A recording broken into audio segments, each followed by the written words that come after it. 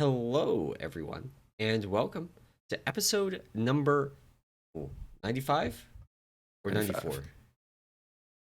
I didn't update the episode number. It is 95. I'm going to update that on Twitch right now. It is episode 95.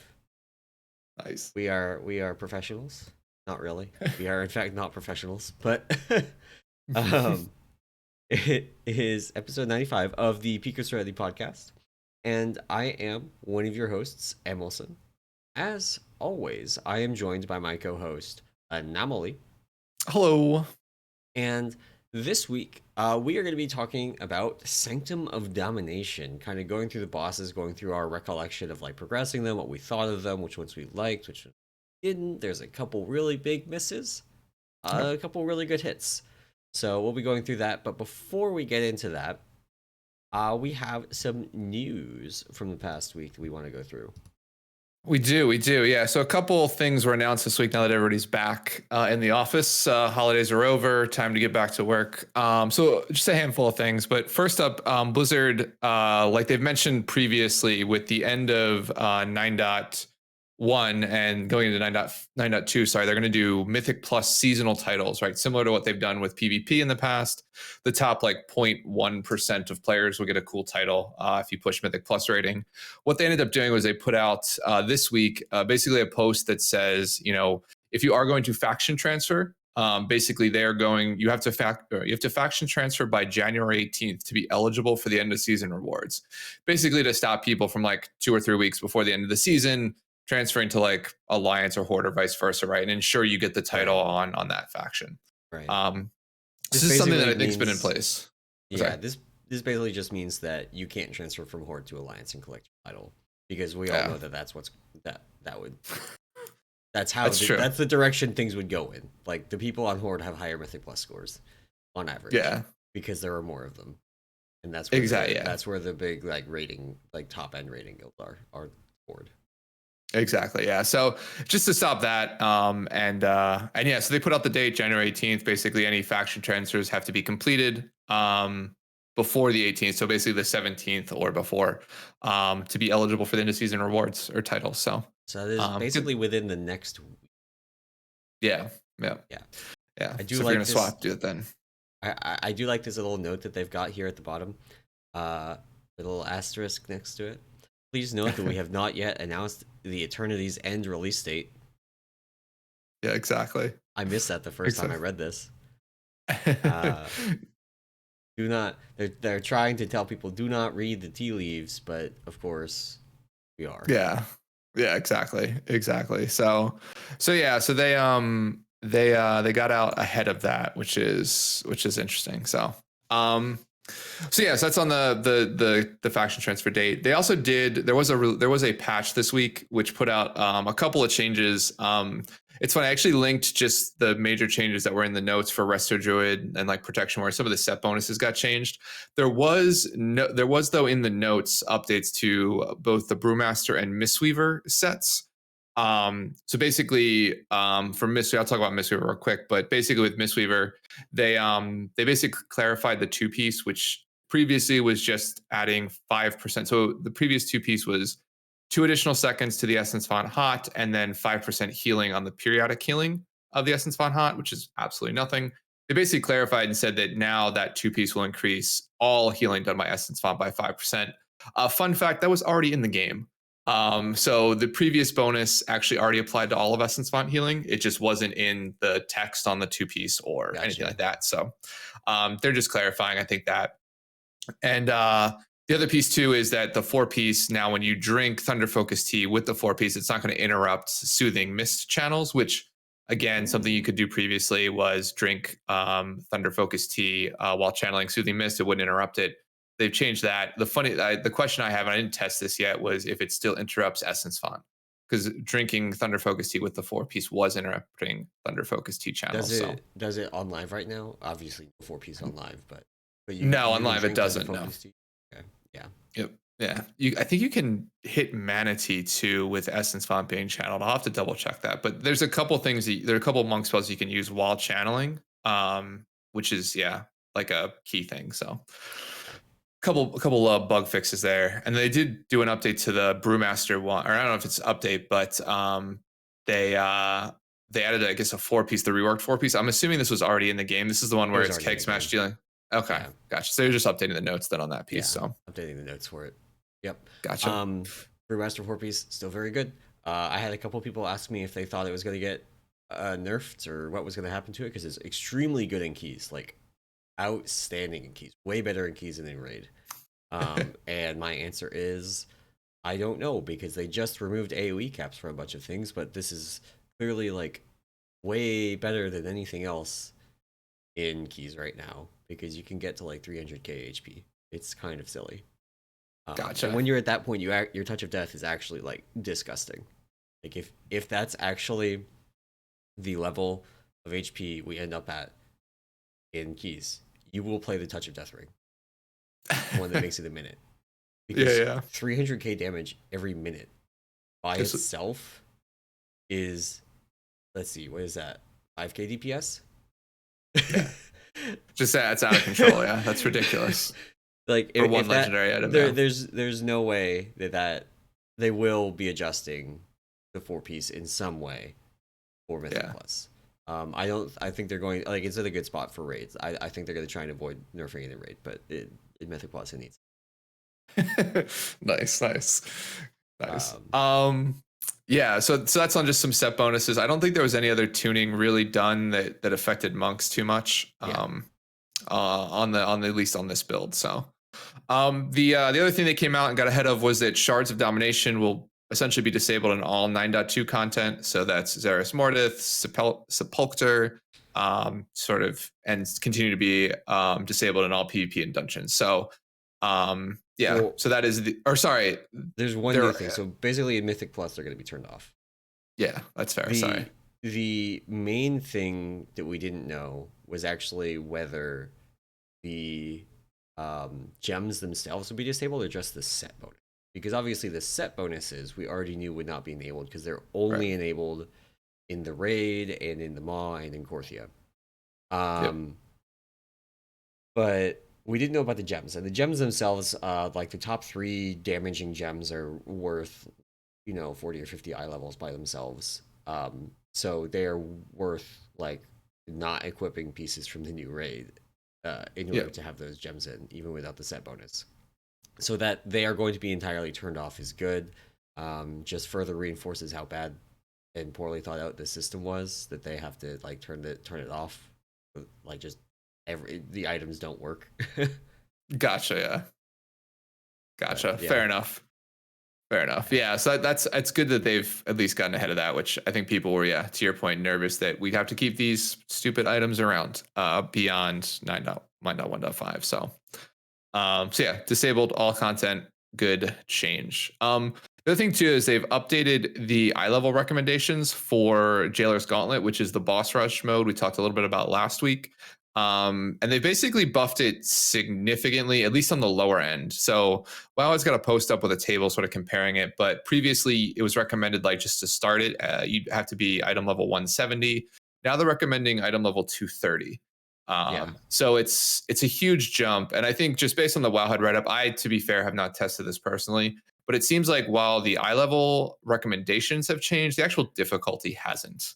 So it's still fairly easy to get through some of the early layers. The only difficulty now is going to be reaching that item level to actually queue into the layers, right? Because I think that's the one thing that's going to hold you back. So but yeah, that's sort of just a quick update. I don't think anybody really understands why, unless this precedes essentially a difficulty increase to the layers, right? So right now it's fairly easy for a lot of specs. I'm probably not touching it because tanks and single target damage.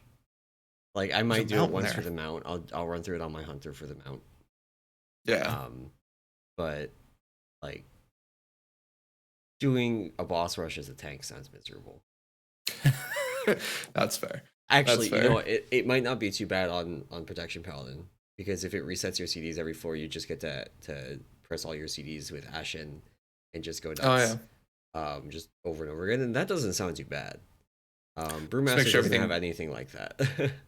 Yeah. The other part would be you'd want to make sure you kill everything before Ashen runs out, right?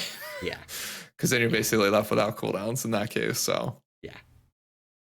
So yeah.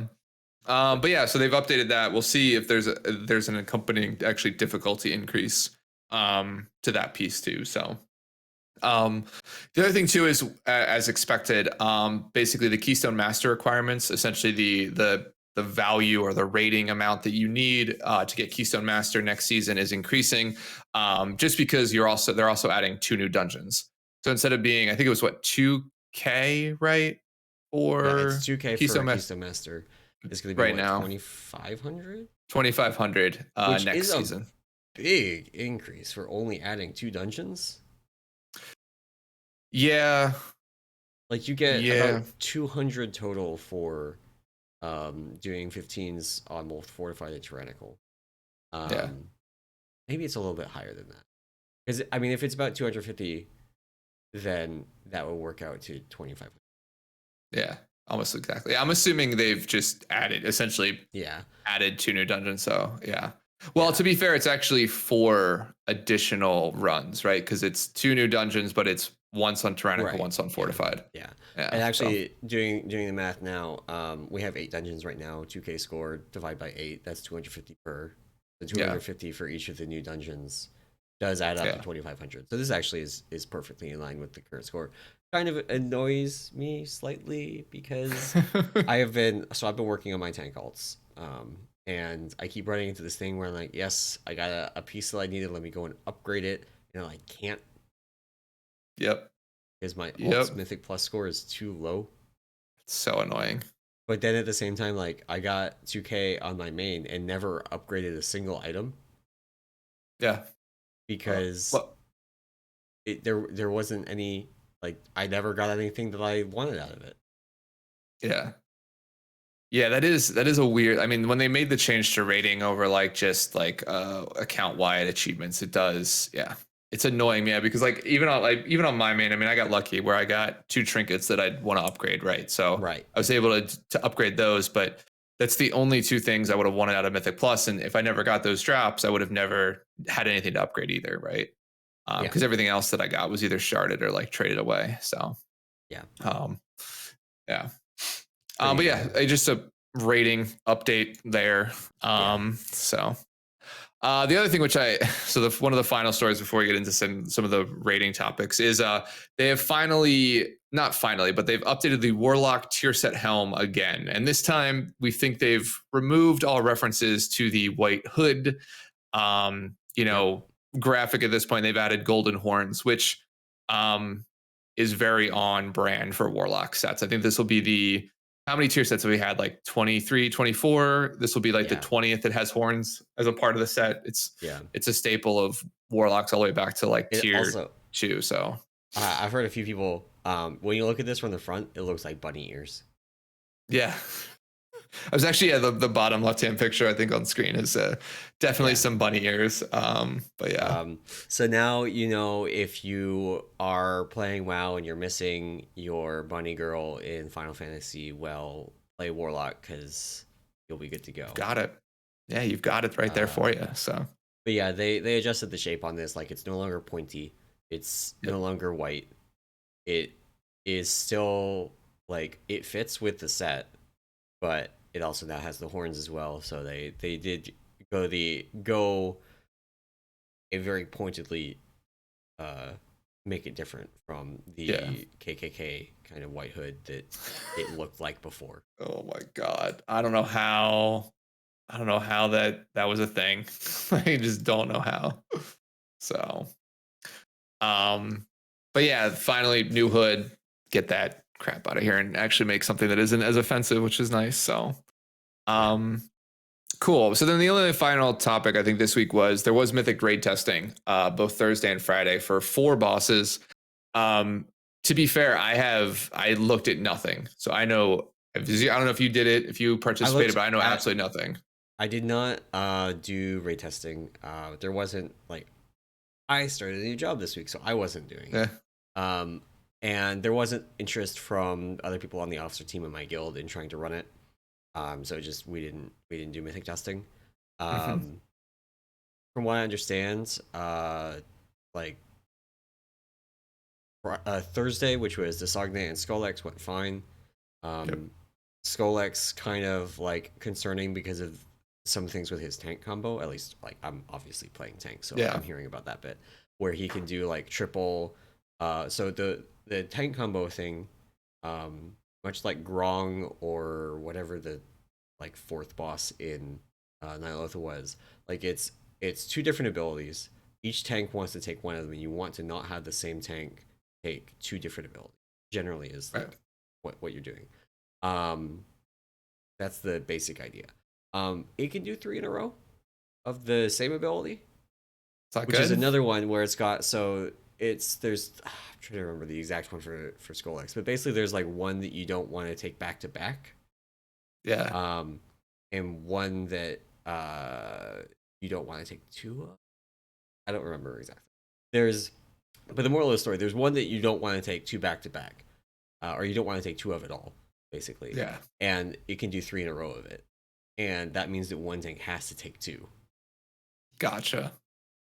which makes things very spooky. It's livable. It's definitely livable, um, but it's the kind of thing where that just puts insane pressure on your cooldowns, and like you probably would want some kind of cheat death for specifically that to just live Right. Yeah. through it. So that's the thing I heard about Skull X. And then Friday was just a complete shit show for Mythic testing. Like, That's what I heard. Yeah. they delayed testing significantly. Like, they put up an announcement saying like, "Hey, we're gonna have a boss ready to test in like," because the time rolled around and they didn't have stuff ready to test. I don't even know if Lyhuvim got tested. No, I know. I know. The couple of Art, comments I saw around Artificer did. Artificer.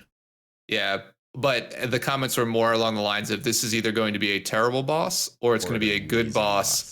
Yeah, and like the idea was that a lot of people were leaning towards terrible, but then some people were saying, oh, it's because like the stability wasn't there, the fight didn't operate properly, but if it operates the way we think it will, it'll be a good fight. So Yeah. I think it's yeah, Friday seemed like a wash in terms of what testing they could have gotten Yeah. done. So So Zymox has some neat changes from the heroic version. Those other platforms in the room that we speculated about previously, yeah. um, do get used. You got to go over there and kill things. That's also one of the things you do is you can go over there and use that to avoid the rings of death, Oh, okay. which is neat. And then there's still some very like strange things, like strange timing things with the tank mechanic, and some of this may be due to tank mechanic getting delayed by a few seconds because of server lag. Yeah. Just completely breaks the fight, and you can't complete it because then the tank mechanic will grip everybody through one of the walls of death, and everybody dies. Gotcha. So Yeah. there's some things that's like, is this a real thing, or is this a testing stability thing? Yeah. Yeah. Um, Yeah.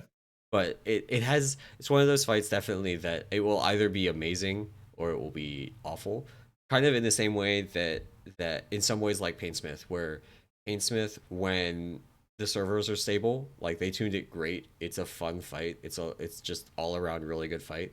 Yeah. um but then like there was the 2 weeks or whatever where server stability was pretty bad and like we were lagging, and just 3 seconds of ability lag on that fight. Like if the boss delays one singular spellcast by 3 seconds, the whole fight breaks and you can't complete. Yeah. Yeah. Yeah. Because the timings have become way too off. Yeah. To even get Yeah, close to anything. So but yeah, um, we'll see what happens. yeah, it should be good. Should be good. But Um. speaking of Painsmith, it's time for us to Yeah. get started talking about Sanctum of Domination. So Yes. Yes. I've got my team's progression stats ready to pull up. Um, I'm not going to pull up a noms because a noms guild doesn't log consistently. Like they We're log, I'm sure every night gets logged, but not every night gets logged to the guild. So the stats are off. It's got them killing Fatescribe after they finish Sylvanas by like 4 weeks. yeah. Yeah. Well, we were just that good. We bought a lockout and just went in and killed Sylvanas to get the achievement. So Yeah, I mean, That honestly Not at doesn't all. sound like an awful strategy. It's true. It's true. um, Um, Man, but yeah, actually, I wonder how much faster we could have killed it if we had bought a CE lock, like a 9 of 10 lockout, and and we just would have, you skipped would have skipped Painsmith. KT, yeah, because we got no. I'm trying to remember. Well, we can talk about it, but yeah, I don't think we Yeah, got anything out of like KT or like any Guardians or it would Fatescribe. have So that would it have would saved have you cut like 2 weeks. four weeks off of our progression, going through Nice. Painsmith and the next three. Yeah. We Easy. killed.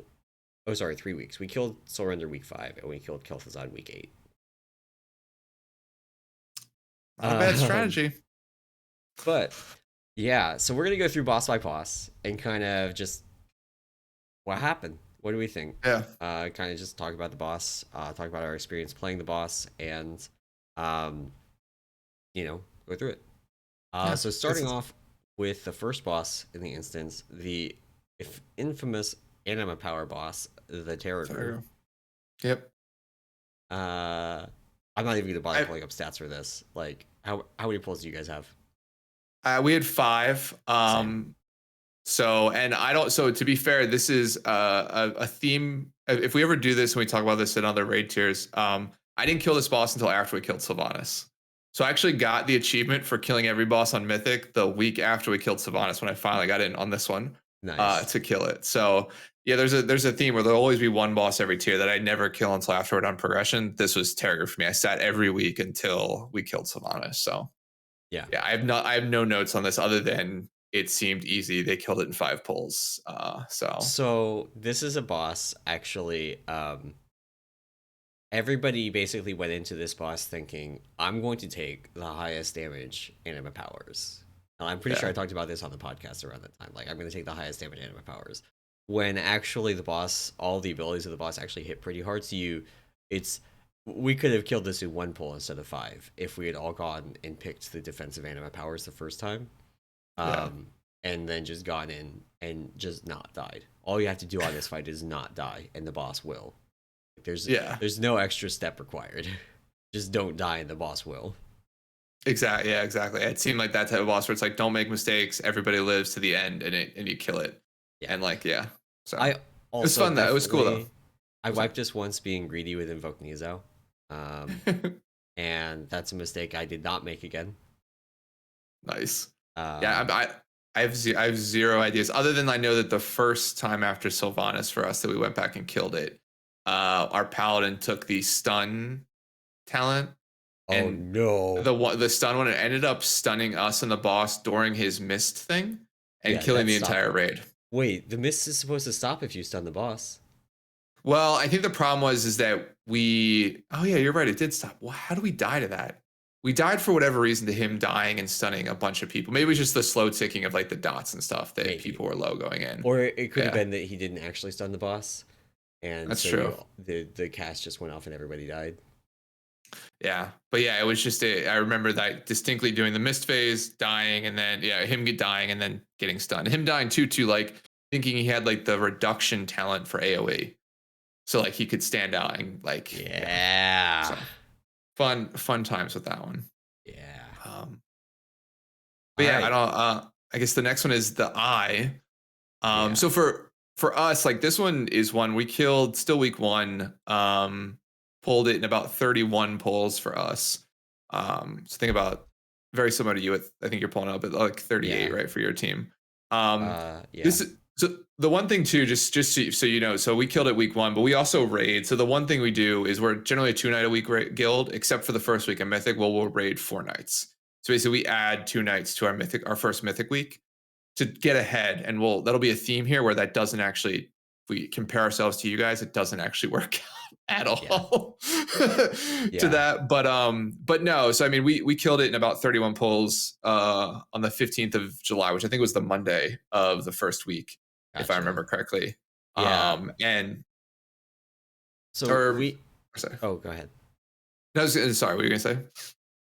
We killed it in 38. This is um we had a really rough like between tiers for Castle Nathria and Sanctum, where like we lost our raid leader um Yeah. after Council of Blood. Then we lost our replacement raid leader after progression, and so we had tried to pick it up with the people we had, and we ended up, after Eye of the Jailer progression went as badly as it did for us, um, brought in somebody else to help with raid leading. So the story of what happened for us on this boss, I think you have a slightly different story for what happened with you guys. Is we just like optimized around trying to get people dom sets, which on its face is good, but what we didn't do is pay enough attention to who was actually doing good damage to the priority targets and who wasn't. So we spent a lot of time, as you can kind of see from the chart here, we spent a lot of time wiping in the intermission.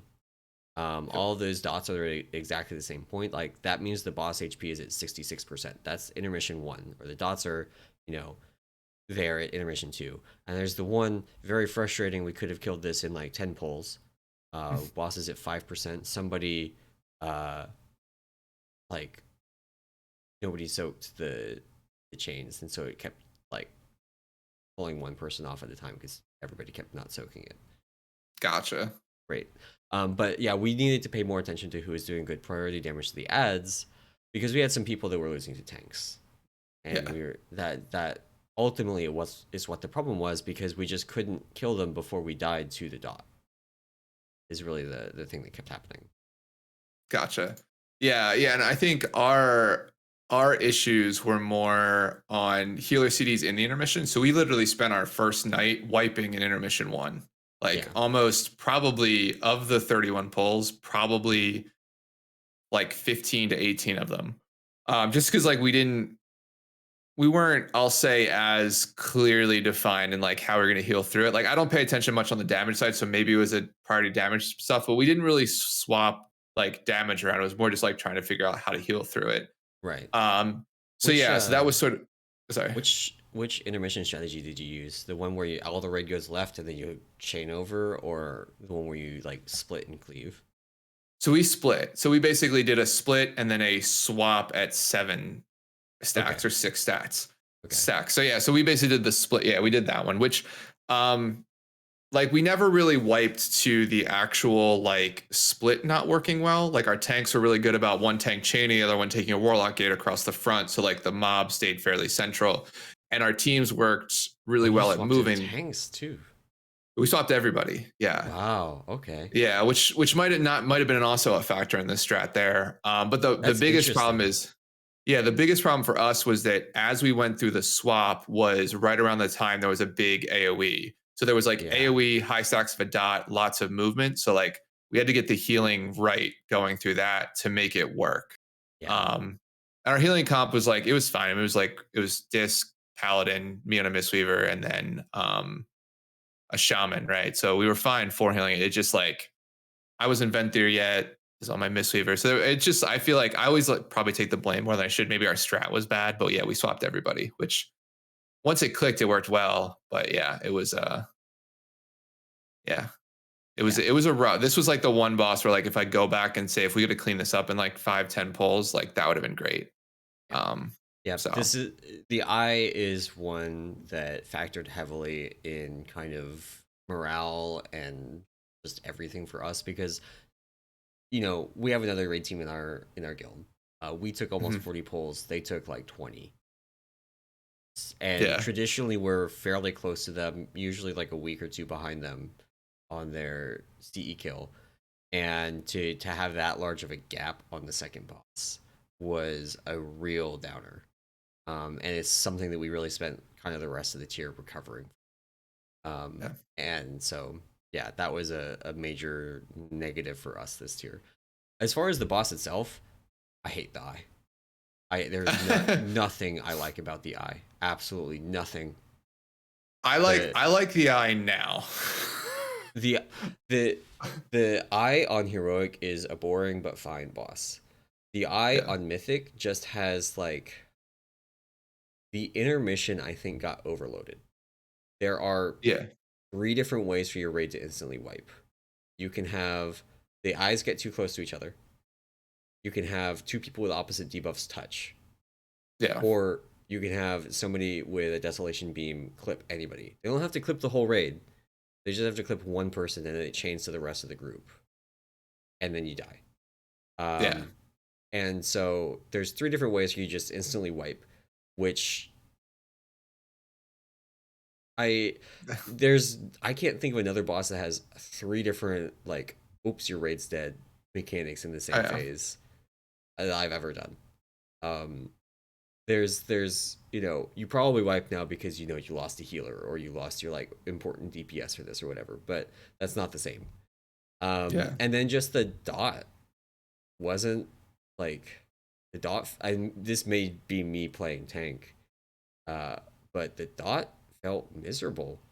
Like it just sucked all the fun out of the intermission because I spend the whole time like feeling like I'm about to die because I am about to die unless I get blasted with heals. And like Celestial Brew only goes so far. Purifying Brew is useless. The ads are also casters, so they move like Jaina does, which added to the frustration. I just like there's really not anything that I like about this boss. No, I would, yeah. And even as a healer, I think that it does the one thing that I don't like on fights, which it doesn't telegraph the big damage events very well because the eye is the one casting the raid wide AoE, and no one is ever looking at the eye. Everyone's looking at the ad. So like that was the biggest thing for me is like, well, we should be pretty straightforward of like seeing, okay, it's going to do this big AoE, you can kill it. It just, or you need healing. It just never, like the timers never lined up with the damage. It's, even to this day, like I never remember when it's going to do a bunch of damage to the raid. Yeah. We have too much gear now, so it doesn't matter. But yeah, at the time, it's like, it was very frustrating. So yeah. Yep. But moving on from that, we have one of the easiest bosses this entire expansion, the 9. Oh, okay, maybe not. Whopping 3 pulls. 1, 2, 3. First one, I want to say we wiped to a Mist Soak. Second one was to just fragment dispels going wrong and just kind of slowly bleeding out because we didn't get all the fragments dispelled. Yeah. And then we killed it. Yeah, we didn't do that. So we took 18 pulls actually across 2 raid nights. And rough, actually. Yeah, again, I think this was another one where, like I talked earlier about healing cooldowns. We ended up 6 healing this to eventually kill it. We started 6 healing, which I think was correct. We also did. You guys start on this on week 1 and then go into week 2 with it? No, we killed it week 1 still. So we killed it basically. We raided, like I said, we raided like Tuesday, Wednesday, Thursday, and then Monday. So we killed it on the Monday of the first week. Yeah, sorry, I was wrong. The eye we actually killed on the Thursday of the first week. But yeah, I mean, it was 18 pulls, which was a lot, and we had 5% wipe like the Thursday before, right, which was close, but we just never got. I feel like again, we never got the healing right because it was so long. And there were so many instances where we might need it.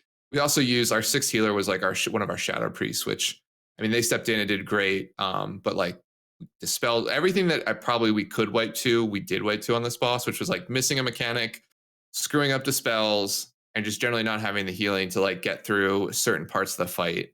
Was like just this boss to this day is, I hate this boss with such a passion.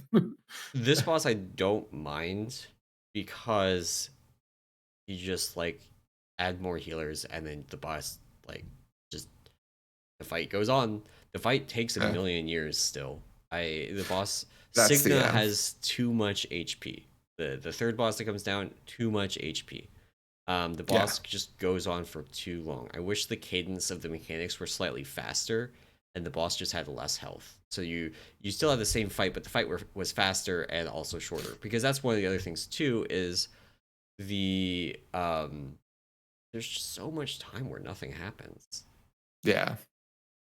It's just nothing happening so much. Standing there, getting smacked in the face, waiting for the next thing to go off. Yeah. And like the movement's weird and like, yeah, I don't know. It's like I think we've talked about this where like there's a point in that fight and it's generally, so we start where the mobs are in the back and basically on the first set of orb, like AoE or whatever AoE defensive zones. We rotate to like the front of the instance, and then the next set we rotate to like the right side of the as you walk in. We're over there.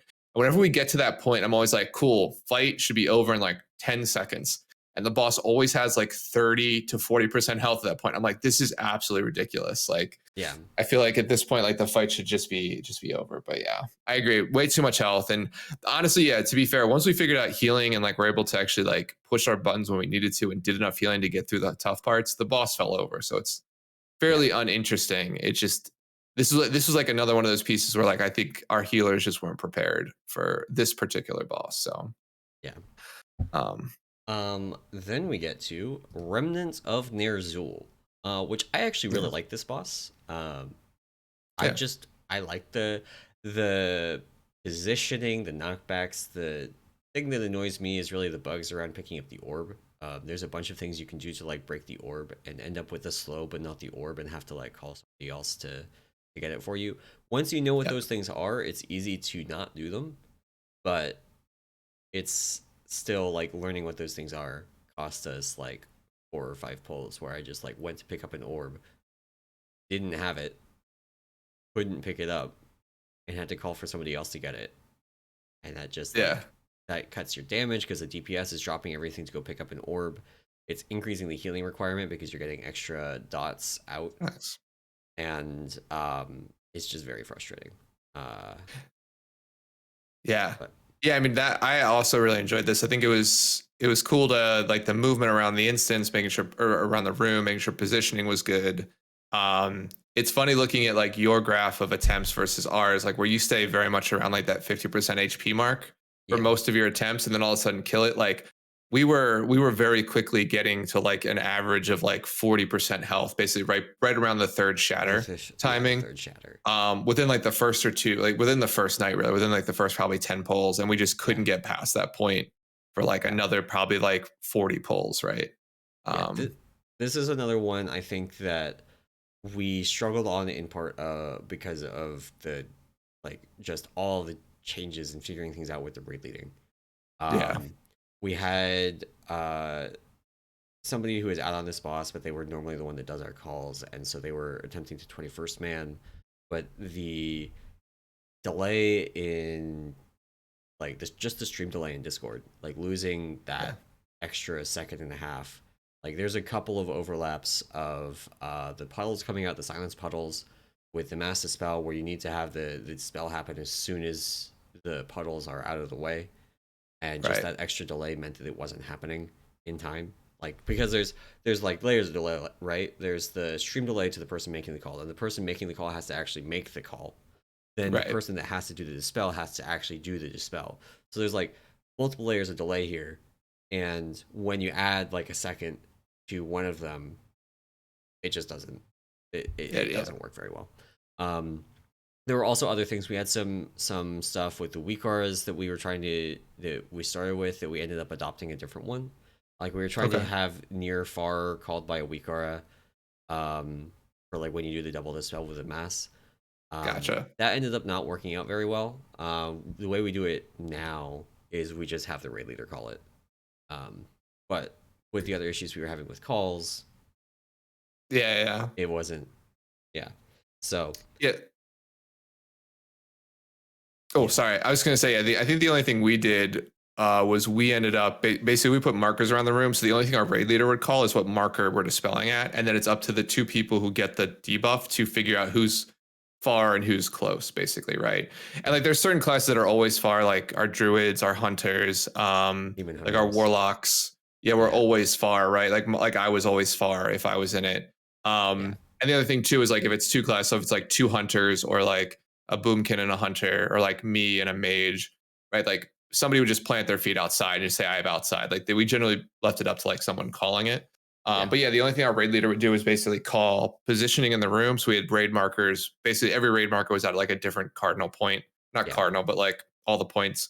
And then would also call like before or after certain mechanics. So it was either like after the whatever the beam ability is, or like before it, or like after puddles, before puddles, right? yeah, So yeah, that was for us. And yeah, we had about 53 pulls on this, like I said. And I think it was a lot of it was just getting through that third shatter because we'd end up with, of course, like different push timings, right? So sometimes we'd get a beam so we could clear the orbs and get the orbs off before the third shatter.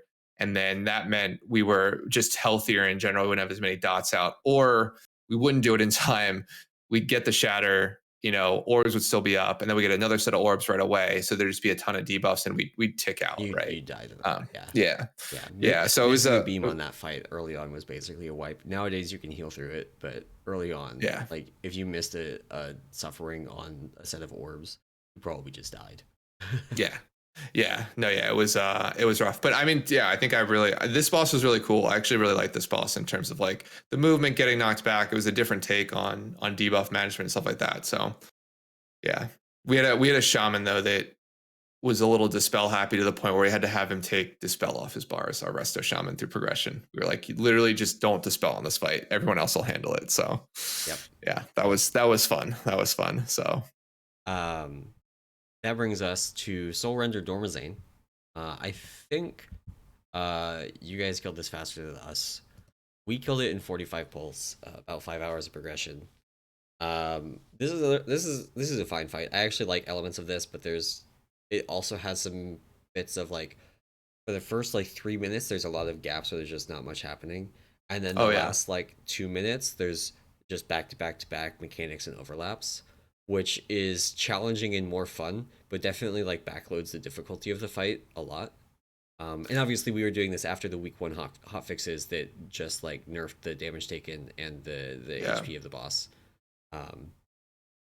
But yeah, the main things that we really struggled with on this fight were one, people not getting the damage amplification debuffs positioned on the ads.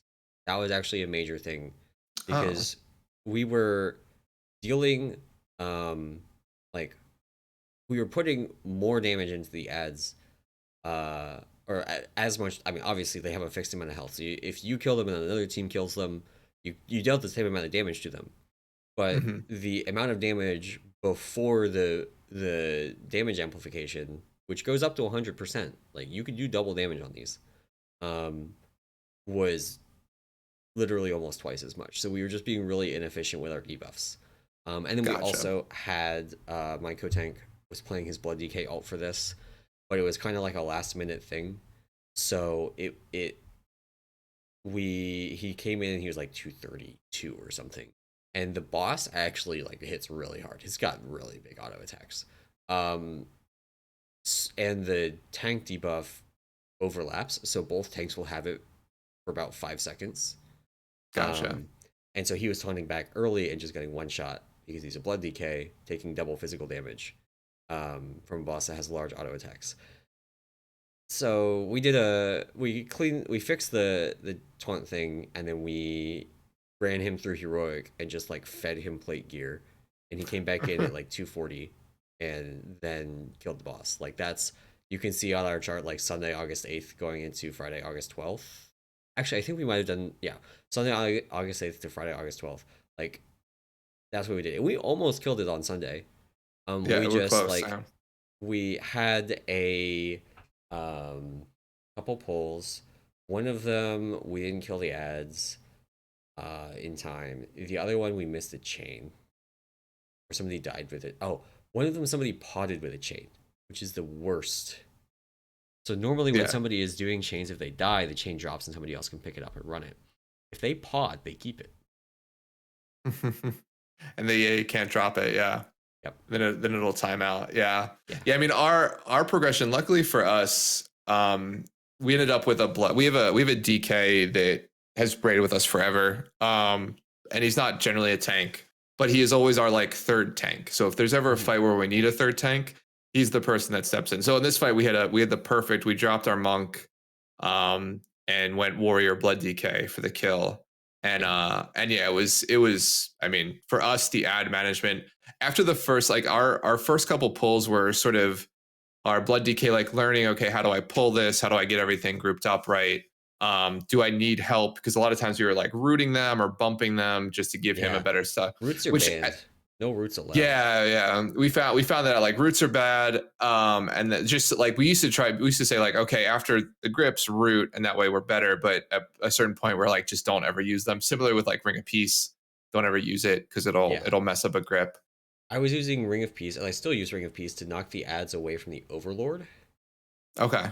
Because you can the CCs we're using, you can knock them away with Ring. That means that you don't get accidental cleave from the Overlord breaking the CC, and it also means that the ads, even if they do get their CC broken, are outside of his CC immunity circle, Oh, so you okay. can So re-CC them. So, but it's gotcha. the very first thing. Like this is happening well before any grips are going off. This is Yeah. before the Overlord even spawns. This ring is getting dropped. So Gotcha. Yeah, we sort of I was never that quick, so we sort of banned that for me. yeah, Um, but yeah, no, and then the typical things I think we wiped too were just like people. A lot of times, to be fair, a lot of the our raid cooldowns swirlies. are sorry the People swirlies. died That's to what I the was gonna say. swirlies. Yeah, Yeah, that's what, and we died to that because a lot of our like we only had one paladin here, so all of our like barrier and spirit link required you to be close. So like we lost a barriers. couple people there to that, and barrier's bad, and even spirit link's bad to an extent for like seeing your feet. Yeah, Um, barrier is so bad because it's a white ground effect underneath the barrier. It's just really difficult to see, yeah, even like yeah, disregarding the other people that are there.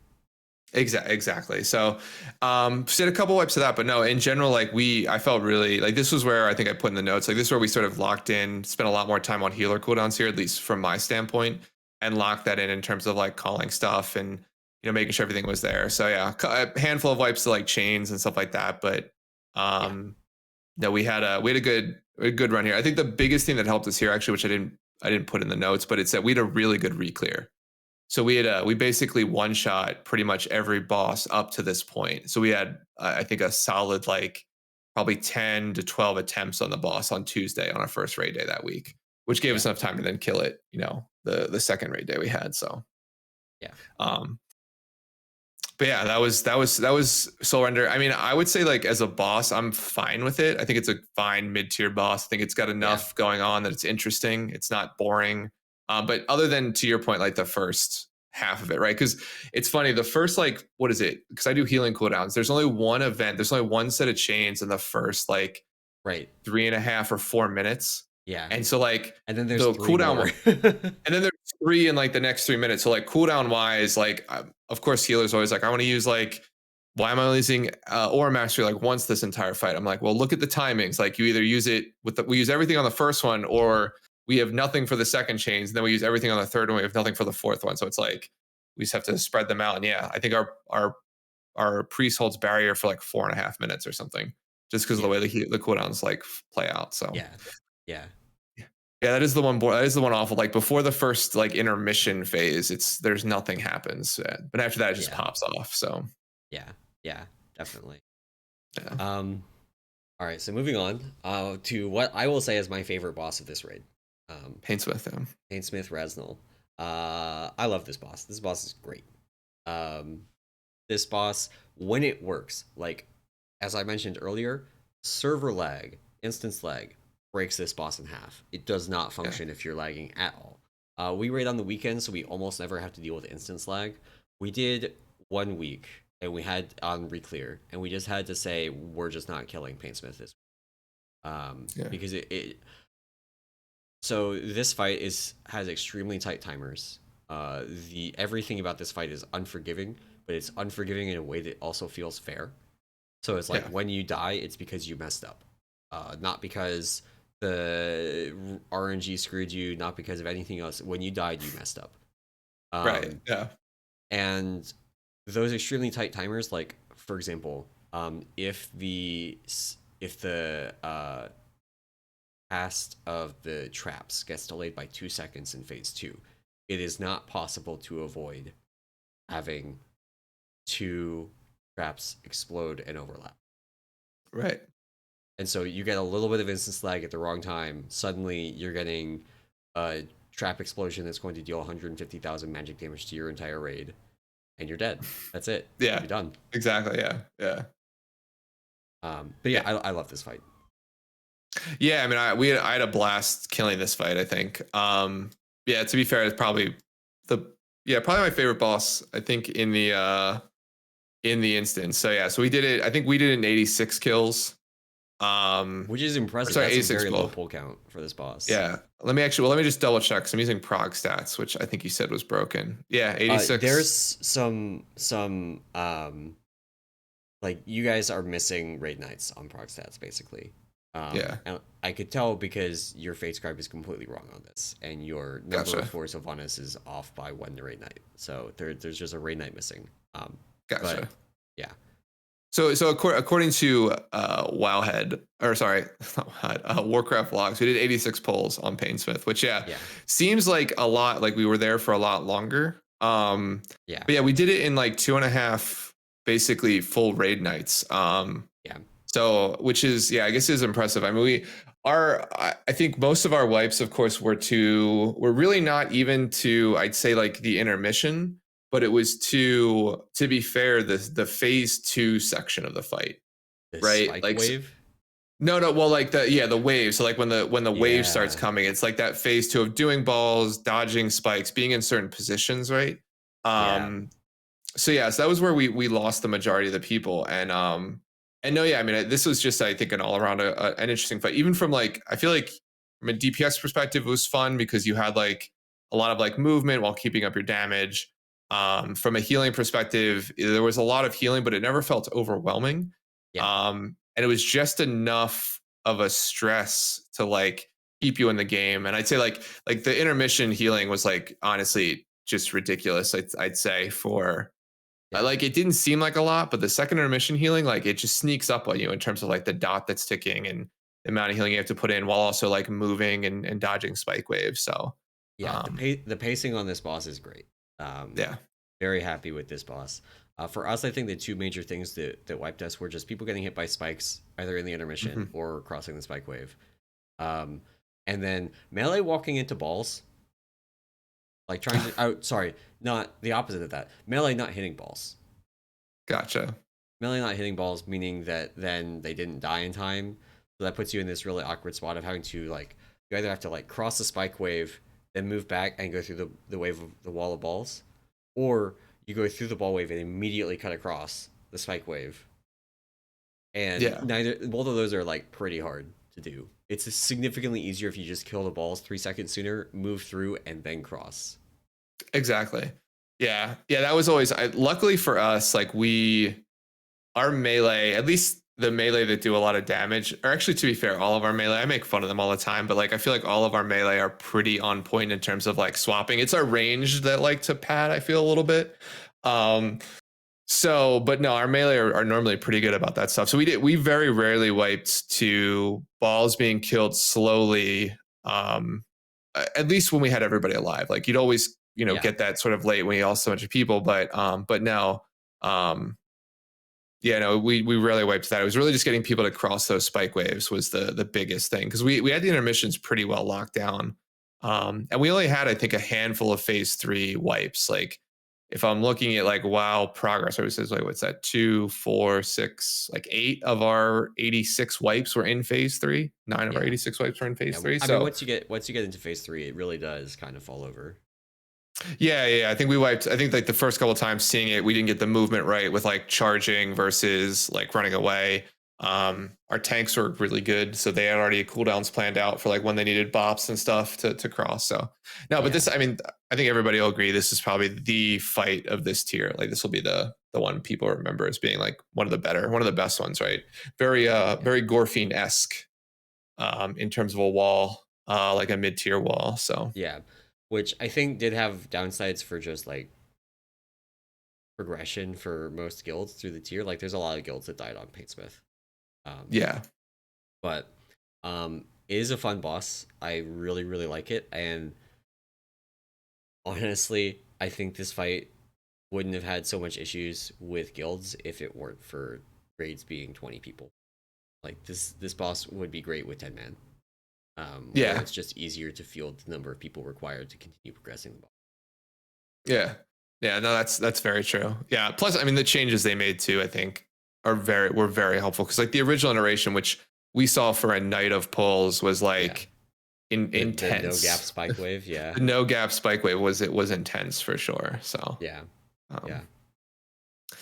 all right, cool. So I think moving Yeah, moving on to Guardians, which I have nothing to say here other than we killed it the same night we killed Painsmith, Yeah. killed it in 8 pulls. I think as long as you had healing cooldown set up, like this boss fell over. Like there's nothing happens. Yeah. Um, The only thing that really wipes you, and this is what we wipe to, I mean, there's two things. One is somebody doesn't soak and obliterate. Somebody doesn't soak and obliterate, then you die. That's like missing, uh, like an entire wave of bombs on a pylon. yeah, Coincidentally, the other thing that can wipe you is missing bombs on a pylon. yeah, So, like, just those two things. Like, obviously, you can also wipe to tank deaths. I don't think we really did. It was really those two things, by and large, that killed us. yeah. But once you get through that, his boss dies. Um, Yeah. Did you end up doing the did you end up doing 2 or 3 soaks for progression? Do you remember? 2 or 3, sorry, AoEs. I think we did two. Yeah. Wait, Yeah, because it might have been split. Like, it might have been something as well where we did like 3-3-3 or 3-3-2. okay. Where like just the last one we just didn't do as much.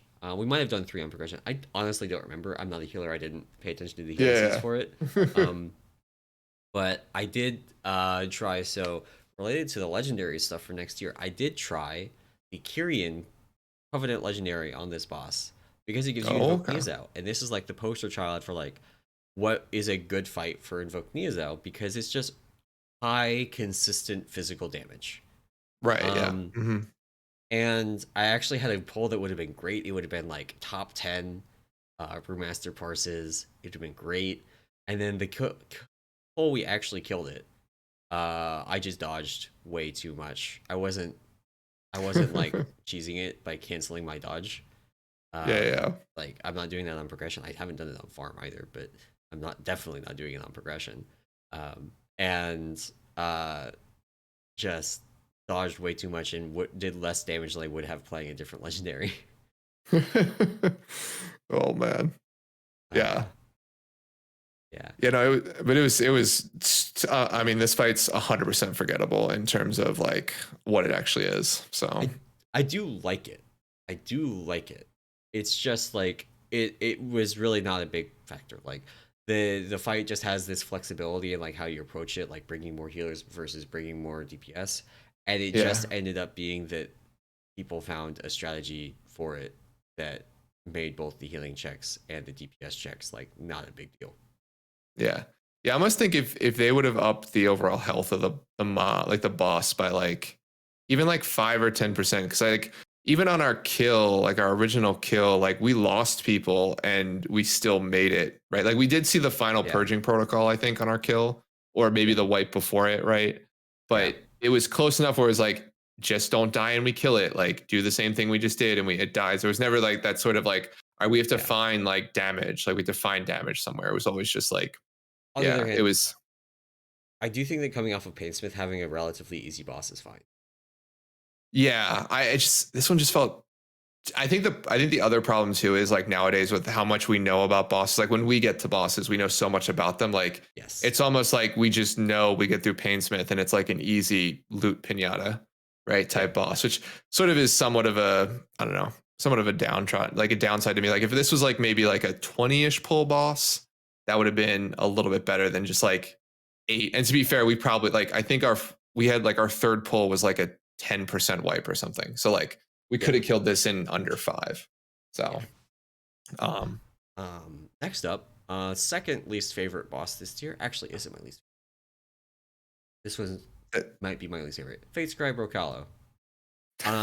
Fuck this boss. So this boss, we took 44 pulls. I don't know what you guys took. 49 for the 49. kill. So very similar. So we watched other guilds wipe a bunch to Grim Portent and made very, very sure that everybody knew what to look for. We wiped like once or twice to it because it's still. I'm pretty sure there's something with like particle culling that hides the animation of your. That could hide the animation of your Grim Portent. But we Yeah. had everybody turn their graphics settings up to limit the possibility of that happening. And just didn't really wipe to be important. However, as you can see on this chart, There's a bunch of intermission pulls here. These are just like dying to the runes not getting run. Plain and simple. Very annoying fight. There's actually like layers of annoying because missing a rune kills you, kills the raid. And I think that's honestly probably okay.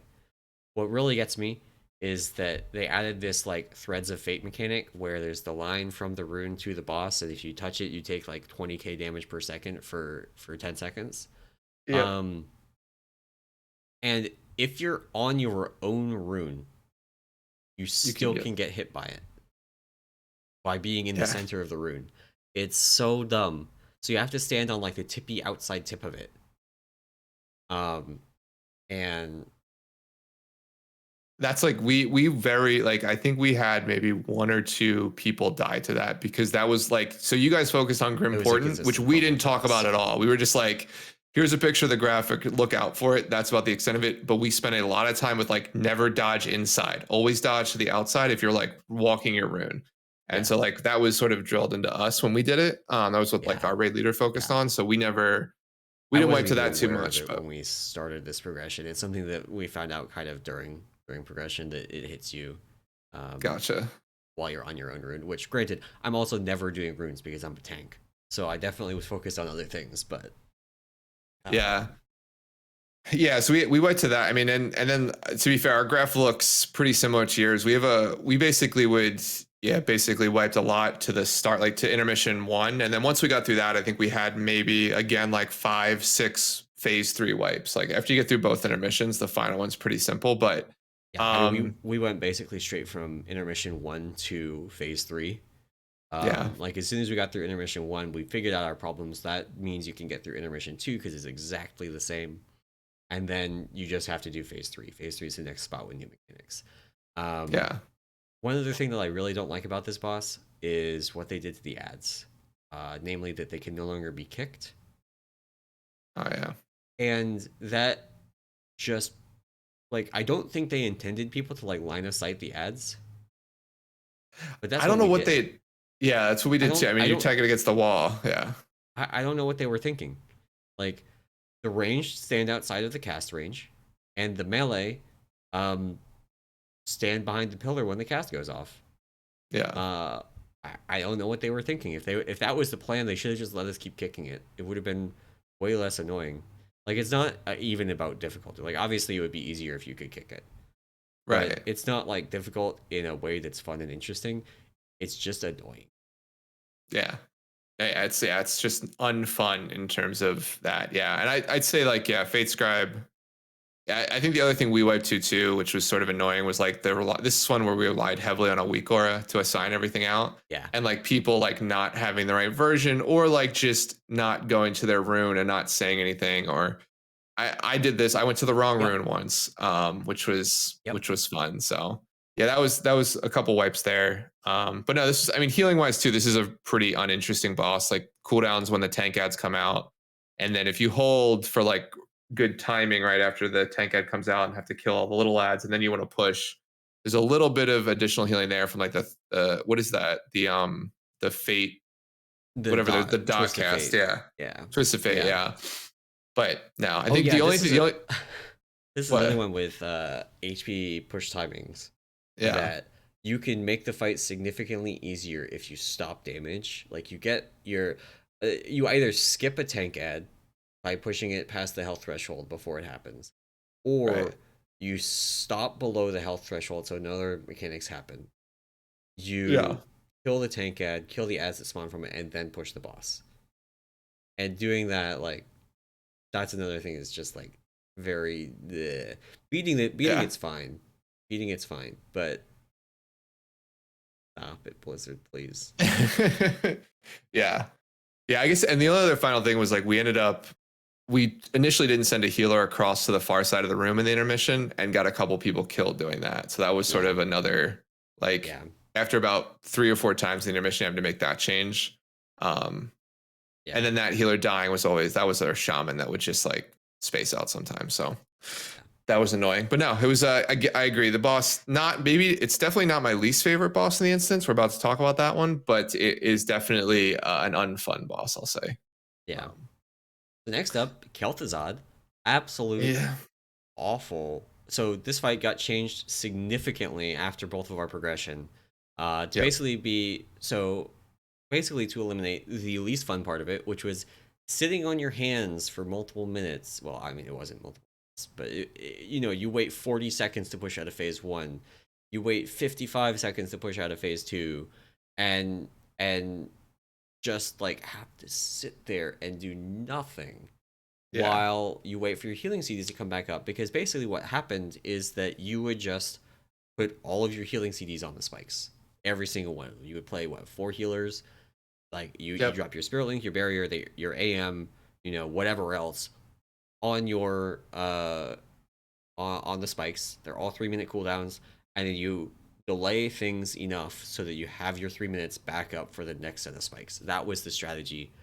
um Very, very early guilds also used the Fatescribe tank trinket, the cheat death, to Yep. cheese the mechanic on this one. They would have DPS taunt the boss, get murdered the um by the boss, by the tech mechanic, and then because they died to the tech mechanic, the ads wouldn't spawn, and so that just removed a major part of the fight. Right. That Yep. got fixed, but they took forever to actually fix the thing with Kel'Thuzad just push timers. And the way they ended up doing it was basically nerfing glacial spikes so that you didn't need to put 3 or 4 damage reduction cooldowns on it to survive it. Yeah. Yeah. It was a very healing wise. It was the worst type of boss where it's just like you wait for the damage event, use everything at once, and then nothing happened in between those points. Like there was no other additional healing. There was no other scary part of the fight from there. Yeah, It was literally like uh do uh use cooldowns at this point, wait 3 minutes, hope your DPS can put it together and kill things when they need to kill things from an intermission perspective, and then you get to use your cooldowns again. So I'll say that, I mean, to the majority of our wipes and progressions, so we took about 50 pulls, so right around I think the same as you, we or took a a little bit bit longer, but I'm less. going to talk about why. Yeah. And for us, all of our, to be fair, all of our wipes were in either intermission, and then they were all basically because we couldn't time it. Like it Yeah, just either we killed the top too fast and we get respawns, or yeah, we'd kill the bottom, like, or we couldn't, or we'd kill the bottom too soon and everything would be empowered and one shot the raid, right? yeah. So That's actually one thing. So on heroic, the ads gain the thing where they respawn. Mythic adds the thing where they do triple damage. yep. And the banshees become unkickable. That was It's unnecessary. Like forcing you to line up your push timings on the bottom and top when it's the top's AoE and the bottom is single target. oh yeah. It was and technically, so there's a weak card that's great. That basically the ads take, what is it, 10 seconds to respawn. Yep. So once the timer on the phase hits 10 seconds, you know you can kill them, and either you're dead because the bottom doesn't push, or they're not going to respawn. Right. But the banshees have like no health.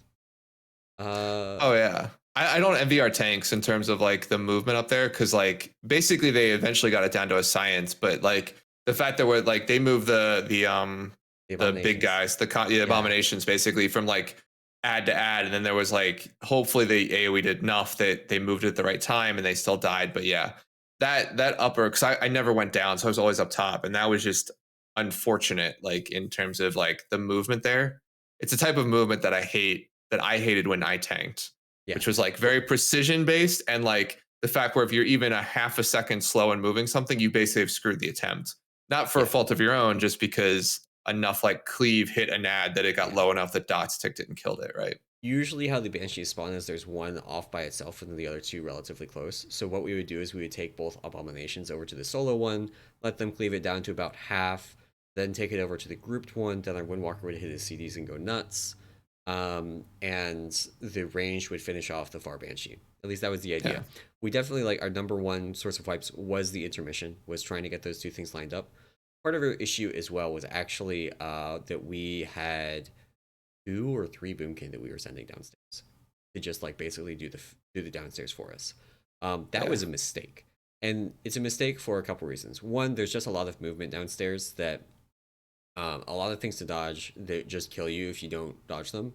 So it's not like they can greed a cast and like go unpunished. If they greed a cast and get killed, we die. The whole raid wipes. Yeah. That's it.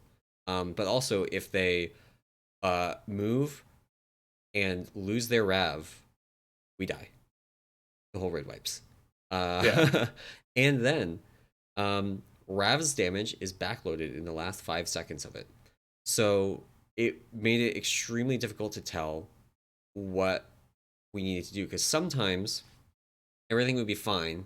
Like the phase is 40 seconds long, Rav ends about 30 seconds in, and sometimes that's when the phase ended. Like the phase ended 30 seconds in because all three of them had good Ravs, and all three of them had crits during their Rav burst, and the fight just ended. And sometimes one of them would miss it, and then it would end, or they would have a less good Rav. They would still get it. I mean, if they missed it, we died. Yeah. But they would have a less good Rav, and so it would end right at that like 0 second mark. And those two cases are very different in terms of where you want to kill the Banshees. Exactly. And that was a major consistency issue. For rekills, like the boom can stay upstairs, and we send 2-minute classes downstairs. But yeah. For us, the one difference we did with DPS cooldown, so we offset boomkin, so we offset our larger cooldown, our larger damage thing. So like in the first intermission, while we'd send both boomkins down, only one would CD, and then the second intermission, another one would CD. We also did that with like Ashen Hollow and some other big cooldowns. Basically, like our raid leader plays a mage and plays like basically focuses most on like the DPS and stuff like that. So he basically built out when people were using cooldown. So like the idea would be is like, you're using it in this intermission. When you use it beforehand, I don't care. Just like make sure it's up for this piece. And this is where we'll need the damage. So like that's how we ended up handling it. And then we made like different small adjustments to get us there if we were off. But we still have the same thing even today where like a boomkin will use cooldowns. They'll be ahead at the bottom, and they'll be like stop DPS bottom. And our boomkin will be like, I didn't hit a button for the last 15 seconds and still did 5% of the phylactery's health, like by myself, essentially.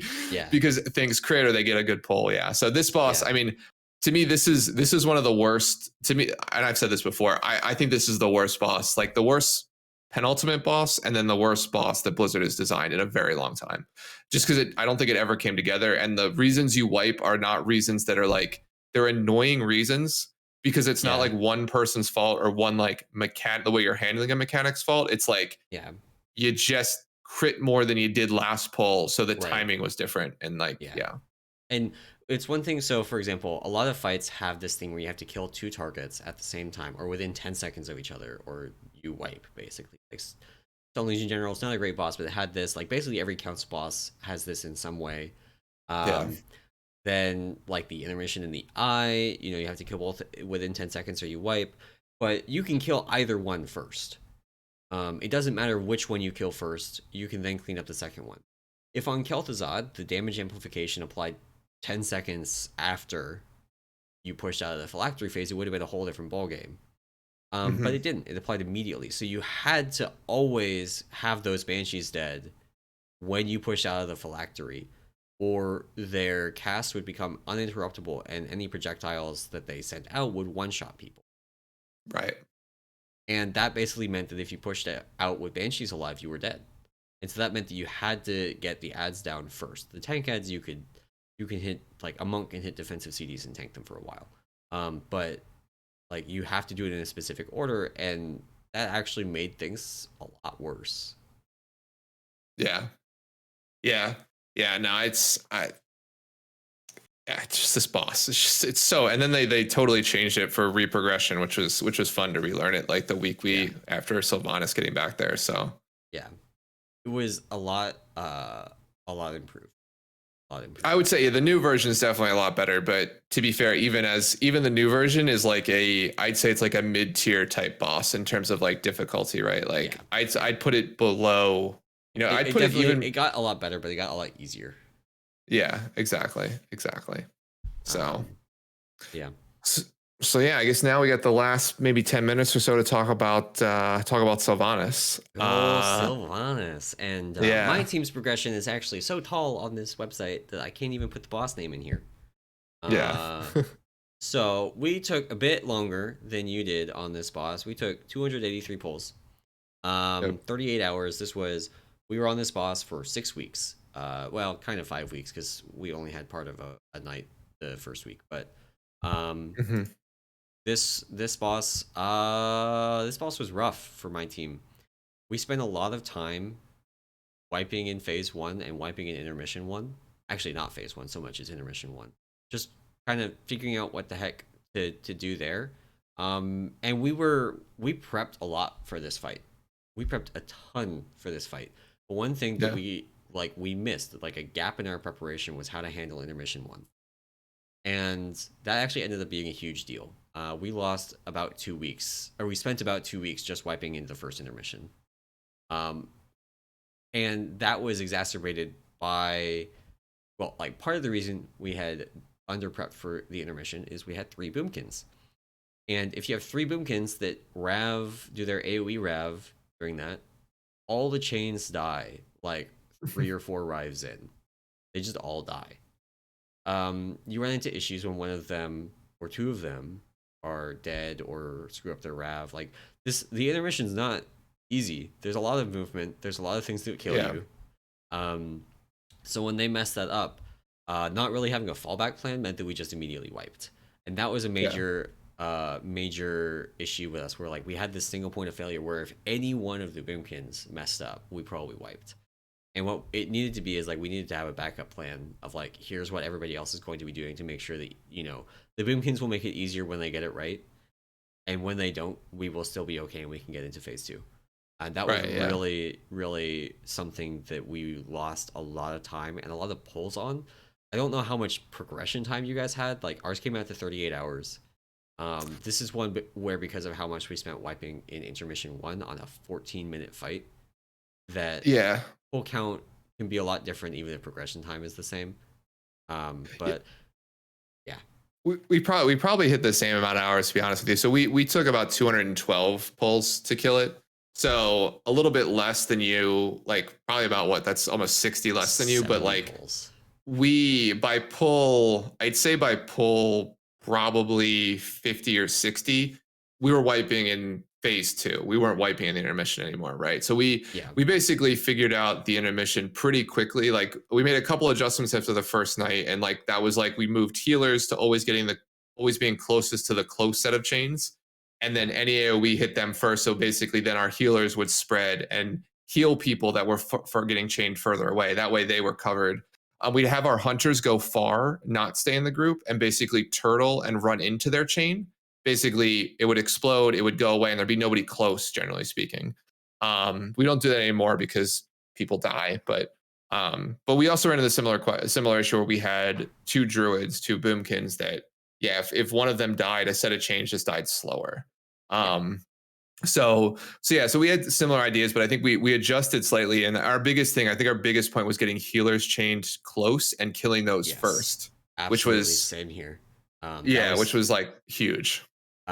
so what we did is so you can map out once you understand the mechanics of how chains connect to players. Um, you can go through it and map it out and go. There's really only one solution if you want if you want the healers to be chained close by and all chained to the same group. And so there's really only one solution. It's you have the healers stand near to one of the chains that spawns close. Everybody Hmm. else stands in other certain locations, and then the melee just go kill the healer chains, and Yeah, then the healers get to just like, I mean, they still have to run around, but they don't have to run against their own chains to avoid it. So they can like in between Rive 3 and Rive 4, there's a gap, so they can right. stop and actually hardcast some things before having to go back to instance to dodge the remaining Rives. Exactly. Yeah. So I think that helped a ton, and that let us see like P2 a lot more consistently. And then yeah, I mean our P2 progression was actually, I mean, I wouldn't say consistent, but like we basically, like I mentioned, by like pull probably 60 or so, we were into consistently seeing P2. And to be fair, it took us probably 60 or 70 pulls to get out of that, right? To Yeah, start to actually see phase three. I think we saw phase yeah, three on like first time on pull like 135 or so. yeah, Um, which like RP2 was a lot of, to be fair, like people slowing down, like not rushing through waves, right? Yep. Which is a big Wave one. of And death. then Yeah. yeah, it was like that, like dodging waves from Sylvanas itself, like herself, right in the middle of the DPS phases. Um, and then to be fair, it was actually not our. We called it the skeleton crew, so it's the second set of platforms, the crew that goes left, basically. Yeah. That it's like one healer, a bunch of DPS, you just try and blow up the big ad. It was actually our right side that died a lot more often, and it was to like people not dodging Veil. It was to Yeah. just in general, like the dot getting too high, hitting that set of waves that comes out. So yeah, that was more of our bigger issue in P2. Yeah. And just in general, like for me, like from a healing perspective, like it's just like healing the damage, because there's a lot of the damage that you want to heal is while you're moving, which is Yeah. always the worst, right? Yeah. So we'd lose a couple people doing that, but no, it wasn't too bad. I think the other thing too is like this is the type of fight where like we'd leave a lot of P1s with both our battle reses used, right? And so it was just like Yeah. Same. any mistake in P2 just put you that far behind, and so like we could like just couldn't recover, like we couldn't just Yeah. last long enough to see The other P3. thing is that if somebody falls off the platform in phase two, they cannot be rezzed until phase three. So if you have like the healer that's going to Colossus side fall off the platform, Yeah, like you can't res them, even if you have a res available. They can't funk, they exactly. can't be rezzed. Um, that was a problem for us, not the healer thing specifically, but just like a DPS. It was important for the Colossus side. Like we had CDs assigned to it. Hmm. Um, that we were gonna like if they were the people that were supposed to kill the Colossus, and if they were dead, then we couldn't kill the Colossus. Um, Yeah. funny thing though, actually, after we started getting through the intermission, um, like 5 pulls later, we had our first phase three pull. It Oh was wow. limping. It was limping into it. Like we made it with like 2 people alive, Jesus. but we made it. We Yeah. reached phase three, and we spent like another 60 pulls in phase two, but maybe not that many. Actually, looking at it now, we spent looks like about 30 or 40 phase two, and then we were in phase three, and we honestly could have killed this boss a week sooner than we did, Oh yeah. except that we just made mistakes in phase three. You have somebody that comes back too quickly with an arrow. You have somebody that dies with their arrow on the group's platform. You have somebody that miss a massacre. You have somebody cleave Veil a bunch. Like if you get somebody that cleaves 3 people with Veil, you probably are dead. Yeah. Oh yeah. So we spent a bunch of time unnecessarily in phase three. Like we have on October 3rd, we have 15%. Like this is relative to the 55% health threshold. 15% wipe. We have this 7% wipe over here. We've got a bunch of these low percentage wipes, any one of which could have been a kill if like this one. I'm almost certain this is the massacre time frame. This is like Yeah. missing the 4th massacre, or something similar. Actually, no, this would be the arrow, because this is 1354. The boss, the like last raise is at like 14. Yeah. So that would be the arrow is the first arrow on platform 4, but that kind of thing. Maybe it is the 4th massacre. I don't know, but like just that kind of thing. There's definitely like we actually didn't spend as much time progressing phase 2 as I thought we would need to, but we definitely more than made up for it in the intermission, and lost some time unnecessarily in. Yeah. Yeah, I will tell you, we had a very similar thing. So the Thursday, our final, or the week before, we had, looking at the stats here, we had 5 sub 1% wipes. Oh no, I remember you Or telling like, me well, about that. sub 3%, I guess would be the better way. So like 1.2, 1.5, Yeah, 0.7.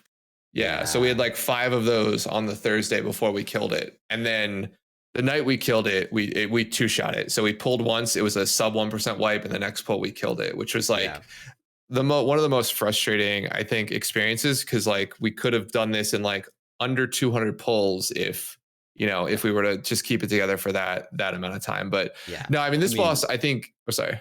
yeah, we did 7 pulls on our kill night. Like killed it in the first Yeah. hour of raid, and it's definitely frustrating. It's been like we could have killed this days ago. Yeah. And that same thing has happened to us before. It happened with us. The most notable one I can remember is Jaina, because Jaina, we literally dropped 200 world ranks going from a Sunday to the next Friday because the boss got nerfed and 200 guilds killed it on Tuesday, Wednesday, Thursday. Oh jeez. Oh jeez. And we had, you know, a 1% wipe or something like that on the Sunday before. And if we just kept it together, we would have killed it. And we walked it in like two shot it. Yeah. Oh man. Yeah, no, it was intense in terms of that ending piece. But no, Sylvanas overall I think was a great boss. I think the funny thing is we did go through, I don't think we touched on this, but there was a major set of hot fixes that went in. Probably Yes. about the 2 weeks before we killed it. And the Yes. biggest thing, it was all P1 stuff, which basically just You wanted helped us so intermission. much. Yeah. Yeah. So let's go through this list. Yeah. Domination Arrow's health reduced by 15%. Dark Sentinel's health reduced by 15%. Curse of Lethargy in Phase 2 duration reduced by 2 seconds. Decrepit Ward damage reduced by 10%. Veil of Darkness radius reduced by 3 yards. So that's huge. Radius, not diameter. So it's a 6-yard reduction.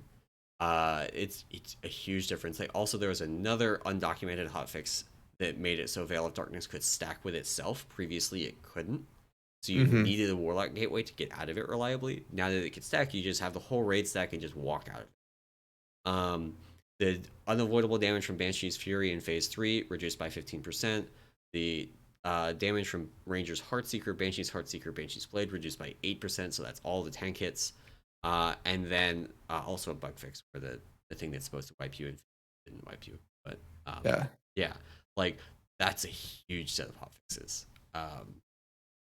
Oh yeah. No, it was massive. And I think, to be fair, the arrow pieces, like the arrow and sentinel pieces, just made Phase 1 so much more consistent, which was like the biggest thing of like getting into the intermission and seeing P2, which is like the curse and like orb changes were helpful, but you weren't really wiping. Like, it's a lot of damage to heal through, but like that wasn't the reason you were wiping, right? It was like that Phase 1, just making Phase 1 so consistent, right?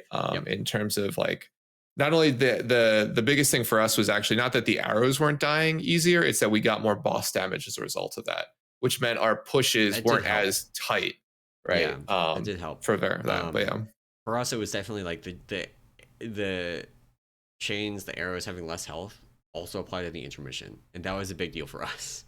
Yeah, like the intermission just having been this stopgap, like we were starting to get through it, we were starting to get Phase 2 pulls the Sunday before this hotfix happened, and then the hotfix happened and we just started flying through the intermission.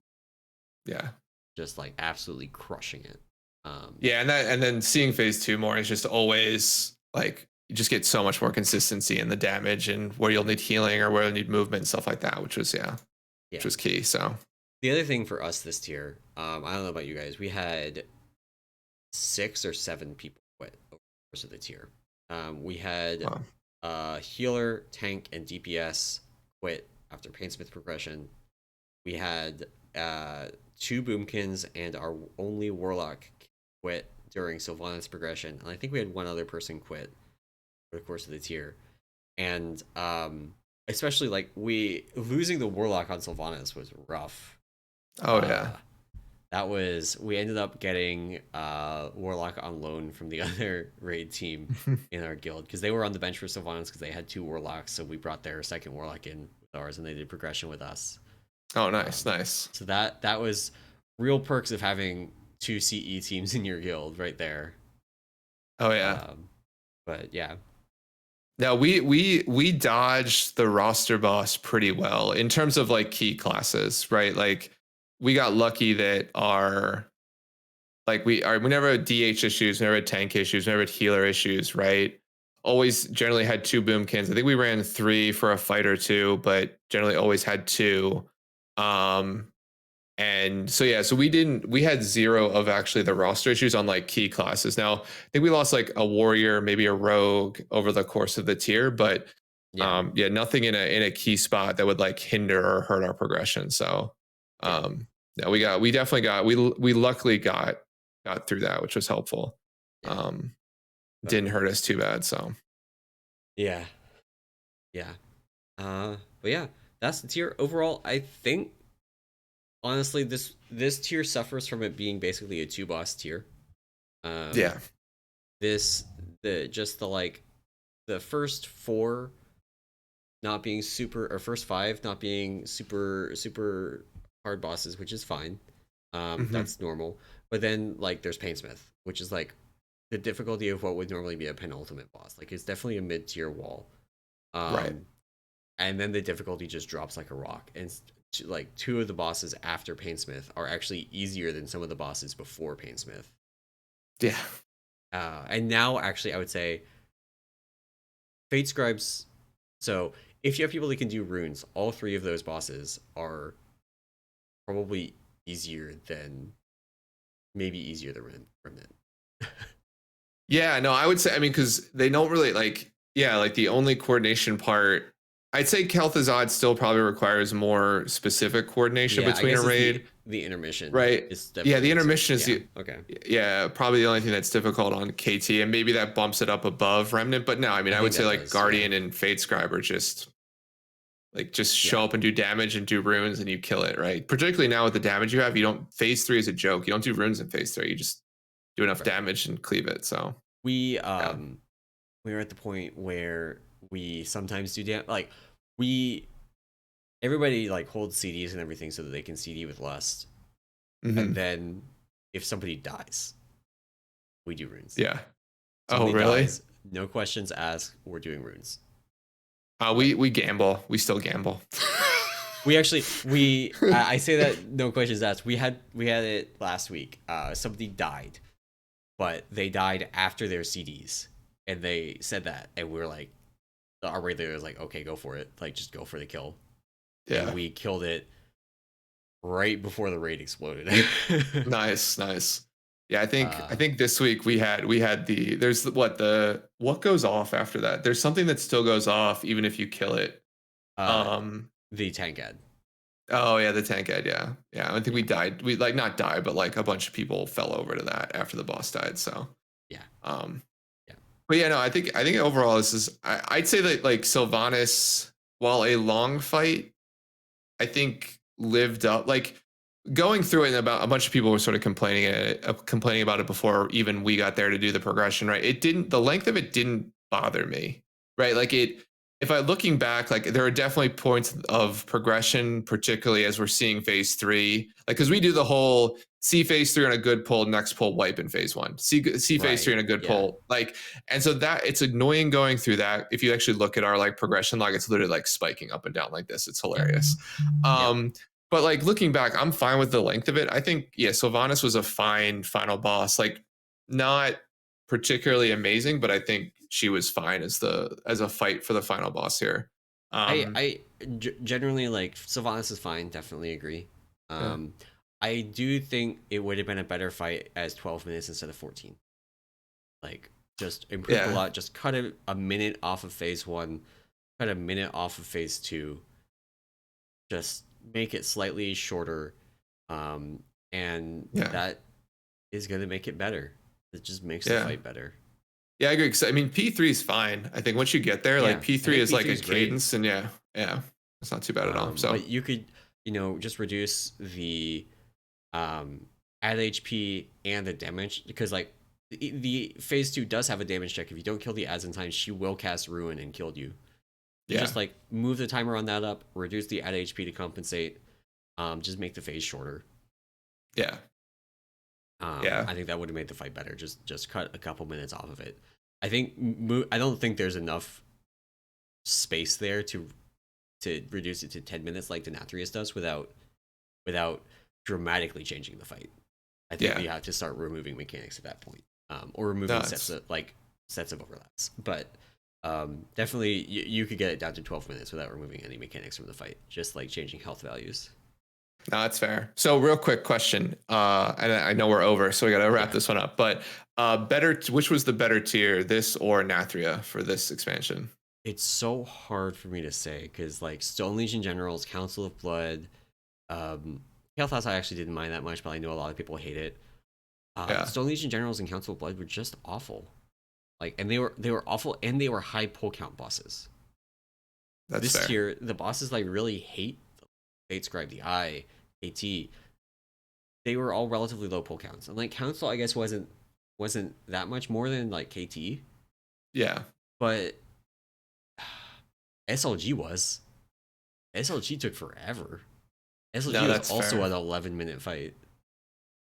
That is true. That is true. But then like Denathrius was just so Denathrius and Sludgefist were both just so much better than their respective bosses this tier. Like Denathrius is like in a league way above Sylvanas.